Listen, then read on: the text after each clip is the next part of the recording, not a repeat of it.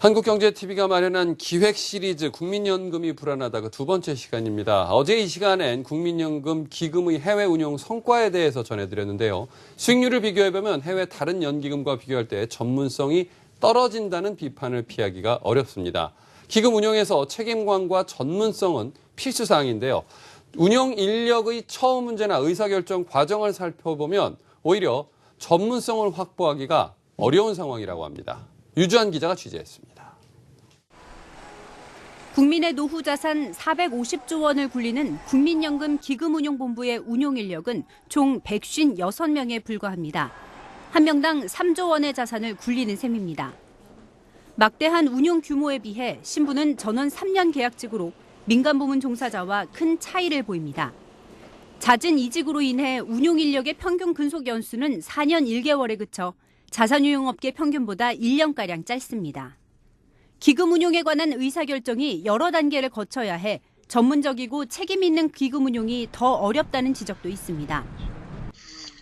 현재 기금운용본부는 국민연금관리공단의 하나의 본부일 뿐이고요. 기금운용본부장은 국민연금관리공단의 이사분들 중에 한 분이기 때문에 인사 또 보수분에 대해서 전혀 권한이 없습니다.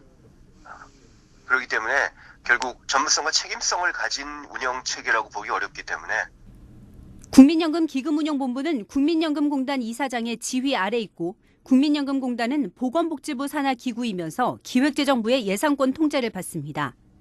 기금운용의 책임성과 전문성을 확보하려면 독립적인 인사와 예산이 가능해야 한다는 설명입니다.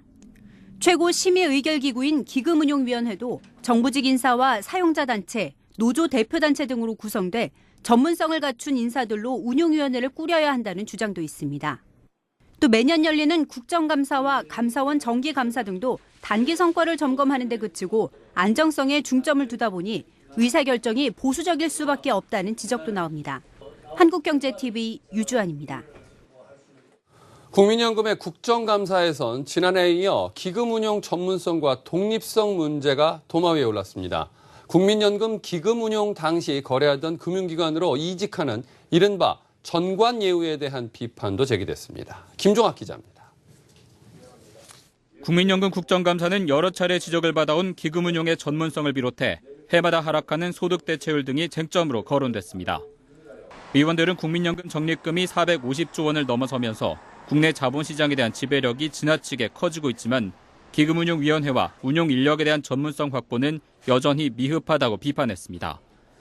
아직까지 전혀 대책도 없이 국민연금 기금이 소진되는 시점에 도달하면 그에 필요한 연금액만큼 납부자에게 부과되는 방식으로 바뀔 수는 있겠지만 연금 수급자가 돈을 못 받는 사태는 절대 없다. 이런 이야기를 하시면서 불안감을 조성하는. 의원들은 기금운용을 총괄하는 기금운용위원회 당연직 정부 인사들의 위원회 참여가 저조한 것은 물론 사용자, 근로자, 지역가입자 대표에 대한 전문성에 대한 검증이 이루어지지 않고 있는 점도 문제로 꼽았습니다. 이에 대해 최강 국민연금 이사장은 최근 일부 인력을 5년 장기 계약하는 한편 내년 기금운용 인력을 65명 확충하는 등 전문성 확보에 노력하고 있다고 해명했습니다. 기금이 100조 정도일 때 맞는 조직과 인력입니다. 그래서 저는 제 임기 동안에 위원님들께서 잘 도와주시면 500조, 1000조 시대를 대비해서 운영 인력을 확보하도록 노력하겠습니다. 이번 국정감사에서는 전 국민연금 주식운용실장이 퇴직 후 일주일 만에 자산운용사에 재취업하는 등 기금운용 인력에 대한 전관예우와 징계를 받은 운용 인력이 별도의 불이익 없이 계약을 연장하는 등 도덕적 해이도 쟁점으로 다뤄졌습니다. 최 이사장은 사적인 목적으로 특정 자산운용사의 위탁운용 자산을 유리하게 배정할 수 없도록 돼 있다며 재취업 논란에 대해서는 감사원 감사가 진행 중이라고 해명했습니다. 야당 의원들은 사적연금보다 국민연금이 상대적으로 운영 성과가 높다면서도 가입자의 소득 대체율이 하락하는 점에 대해 중점적으로 문제 제기하고 나섰습니다. 정부가 추진하는 사적연금 활성화에 앞서 공적연금인 국민연금부터 가입자 사각지대를 없애고 수익률을 높이는 방안을 먼저 해결해야 한다는 겁니다.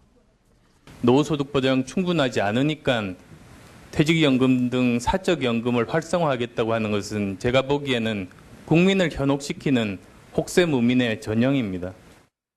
한편 이번 국민연금 국정감사에서는 고소득자에 대한 임의가입 문제와 주주총회에서 반대 의결권을 행사하고도 지분 투자를 늘리는 국민연금의 이중적 행태에 대해 의원들의 질타가 이어졌습니다. 한국경제TV 김종학입니다. 네, 증권팀의 유주한 기자 자리에 함께했습니다. 어제 이 시간에 국민연금 기금의 성과를 점검하면서 이 비슷한 규모 해외 연기금에 비해서 낮은 수익률을 거뒀다라는 점을 우리가 확인했거든요. 네. 오늘은 그 이유를 한번 좀 살펴보도록 하죠. 먼저 지적한 건 이 인력 운영에 관련한 겁니다. 절대적으로 인력이 부족하고 신분 역시 불안정해서 좀 책임감 있게 일하기 어렵다 이건가요? 네, 맞습니다. 국민연금의 운용력을 인원수로 놓고 봤을 때 이게 과연 세계 3대 연기금이 맞나 싶을 정도로 그 수가 매우 적습니다. 네. 자, 먼저 비슷한 규모의 해외 연기금과 비교를 해보면요. 캐나다 연금이 450명, 네덜란드 공적연금이 650명, 노르웨이 연금이 370명으로 국민연금의 운용력 156명은 그 절반도 채 되지 않습니다. 자, 어제 해외 투자 수익률을 살펴봤으니까 오늘은 또 해외 사무소에 근무하고 있는 인력의 수를 좀 비교를 해보겠습니다. 네. 자, 표 보시면은 국민연금은 올해 2분기 말 기준으로 해외 주식에 50조, 채권에 19조, 부동산 등 대체 투자 21조의 자산을 투자하고 있는데요. 런던 사무소에 4명, 또 런던 사무소에 4명, 뉴욕 사무소에 5명, 총 9명의 인력만이 투입이 돼 있습니다. 네. 자, 대부분 위탁 운용을 맡긴다고 해도 위탁 운용사를 실사 또 점검해야 하고 투자 정보를 수집하고 유관기관과 교류해야 하는 상황에서 인력이나 예산 모두 턱없이 부족한데요. 네. 보시면은 맨 위에 캐나다 연금 CPPIB가 총 114명이 근무 중이고 그다음 네덜란드 공적연금 ABP가 137명, 노르웨이가 131명의 인력이 근무하는 것을 보면 네. 해외 연기금 사례와 비교했을 때 국민연금의 해외 인력이 얼마나 부족한 상황인지를 알 수가 있습니다. 네, 참 숫자를 보니까 억장 무너진다라는 소리가 나올 정도로 턱없이 부족한 숫자인데 네, 맞습니다. 거기다가 이렇게 운용하는 운용력 전원이 계약직이라면서요? 네, 맞습니다. 앞서 제 기사에서도 보셨겠지만은 1인당 3조 원, 또 위탁 운용을 제외한다 해도 2조 원 이상의 자금을 굴리는 이 운용력들의 신분이 네. 모두 계약직이라는 점이 정말 놀랍습니다. 자, 막대한 책임의 무게에 비해서 이렇게 신분이 안정성이 떨어지다 보니까 장기보다는 단기 성과 위주로 가게 되고 애사심이나 또 책임감을 가지고 운용하는 자세가 부족해질 개연성이 상당히 높아 보입니다. 실제로 업계에 대해서 스카우트 제의나 또 이에 따른 이직이 아주 빈번한데요. 매년 지적돼 온 거긴 하지만은 오늘 열렸던 국민연금 국정감사에서도 또 한 번 이 문제가 지적이 됐습니다. 네. 자, 국회 보건복지위원회 소속 이종진 의원실이 공개한 자료 표로 보시겠습니다. 지난 5년간 국민연금 기금운용본부에서 총 54명의 운용력이 퇴직했는데요. 이 중 현재까지 43명이 재취업을 했고요. 근데 이 중에서 21명은 직접적인 업무 연관성이 있는 증권사와 자산운용사로 재취업을 했습니다. 네. 또 꼭 그렇지 않다 해도 보험사라든지 관계가 다소 있어 보이는 곳으로 간 경우가 대부분이었고요. 또 퇴직한 인력의 직책을 살펴보면 본부장에서부터 실장, 팀원까지 다행했는데 공단을 퇴직하고는 단 하루도 쉬지 않고 재취업한 사람이 꽤 되는 것으로 나타나서 갈 곳을 미리 정해놓고 퇴직했다는 점을 알 수 있었습니다. 네. 이걸 가지고 물론 개인의 도덕적인 문제다라고 제기를 할 수도 있겠지만요. 근본적인 문제 해결을 위해서는 앞서 말씀드린 대로 신분의 안정성, 또 여러 보수 등의 처우의 문제, 1인당 주어지는 과도한 운용 규모 등을 해소하는 그런 접근도 필요해 보입니다. 네. 1인당 운용하는 돈이 3조 원에 가까운데 계약직이어서 3년마다 계약을 경신해야 된다라면 네.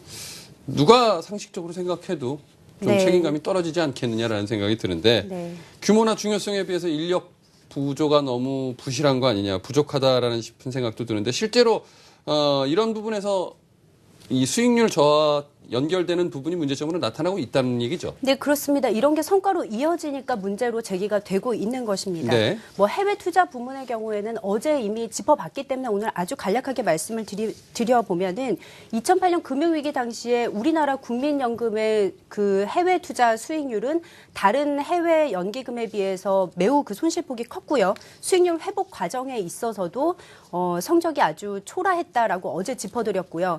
오늘 제가 준비한 것은 국민연금 국민연금기금운용본부의 국내 주식 투자에 대한 수익률입니다. 네. 자, 표 보시면은 국민연금의 국내 주식 투자는 직접 운용과 위탁 운용 두 가지로 나눠져 있는데요. 지금 보시면은 직접 운용이 빨간색 선이고요. 위탁 운용이 파란색 선으로 표시가 되어 있습니다. 네. 2011년의 유로존 재정 위기 때는 모두 10%의 손실을 내서 큰 차이를 보이지 않았지만 2012년 들어서 직접 운용의 수익률이 약간 좋았던 것을 제외하면 2013년과 2014년 모두 직접 운용의 경우 위탁 운용보다 성적표가 초라했습니다.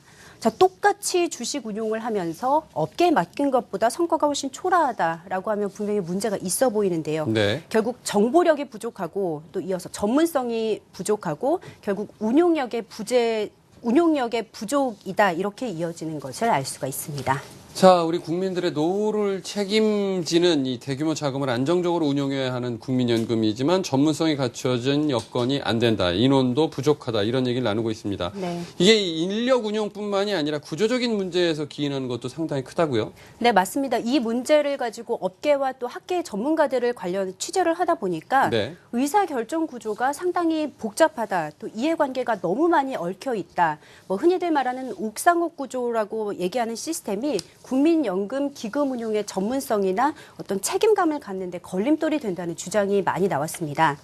자, 국민연금 사업의 구조를 보시면은 원래 보건복지부 장관이 주관하는 업무를 위탁 수행하는 기관으로 국민연금공단이 설립이 되어 있고요. 네. 그 밑에 국민연금 기금운용본부가 하나의 본부로 설립이 되어 있습니다. 공단 이사장이 기금운용본부장의 임명권을 가지고 최종의 책임을 지게 되어 있고요.